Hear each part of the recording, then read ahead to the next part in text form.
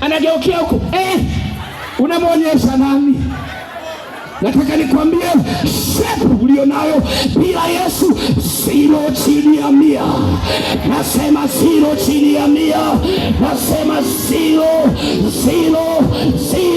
chini ya 100. Watu wanajirekodi kwenye magari yao, maisha yako fine, maisha mazuri. Unaona wengine sasa wameenda mbali, wanajirekodi na hela za mkopo. Anachukua hela katikati, anaweka mbao, halafu anapiga picha. You see this money, na pesa nyingi sana, fanyeni kazi. Wewe na pesa zako bila Yesu zero chini ya 100. Nasema zero chini ya 100. Galilaya, mnaniruhusu niseme au nisiseme? Nasema Galilaya, mnaniruhusu niseme au nisiseme? Nasema zero chini ya 100. Zero chini ya 100. Zero chini ya 100. Maisha bila Yesu zero chini ya 100. Nipige nisipige, nilalue nisilalue, nibonyeze nisibonyeze.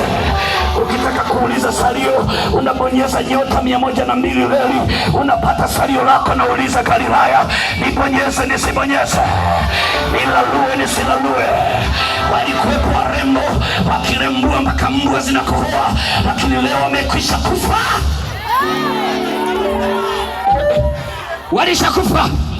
Walishakufa. Biblia inasema Lazaro pamoja na yote akamkabidhi Mungu maisha yake. Ikifika usiku, halali kama mbwa, anaanza kuabudu. Wastahili wewe Bwana, wastahili wewe Bwana. Ikifika usiku anaabudu, anamwambia Mungu, nakushukuru kwa hiki kidogo nilicho nacho, ninajua unanipenda. Asante Mungu. Analala. Biblia inasema alikuwa na shida, alikuwa na vidonda, alikuwa na mateso, alikuwa makombo, lakini moyoni alikuwa na Yesu. Sasa siko hapa kusema maskini ndo anaokoka.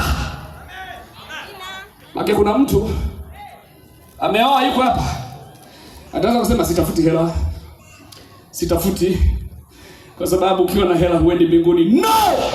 Mungu anawapenda watu wote. Anawapenda maskini, anawapenda matajiri, anawapenda walemavu, anawapenda walio wazima, anawapenda viziwi, anawapenda vipofu. Mungu hana upendeleo. Akiwakuta Waha anawaokoa, akiwakuta Wanyakyusa anawaokoa, akiwakuta wazungu anawaokoa, akiwakuta Wachina anawaokoa. Mungu hana upendeleo. Mungu angekuwa mwanadamu, huenda nisingeokoka. Wanadamu hatupendani. Ukitaka kujua watu hawakupendi, pata maisha mazuri. Watu wananuna,